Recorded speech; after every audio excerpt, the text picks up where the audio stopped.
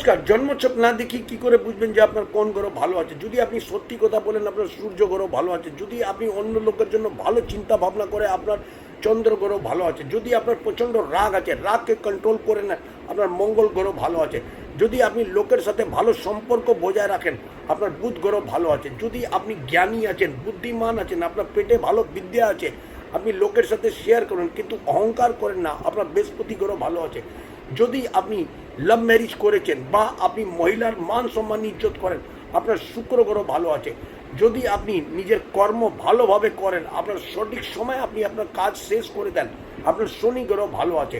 যদি আপনি আপনার শ্বশুর বাড়ির লোকের সাথে বা শ্বশুর বাড়ির যে কোনো লোক আছে সকলের সাথে আপনার সম্পর্ক ভালো আছে, তার মানে আপনার রাহু ভালো আছে।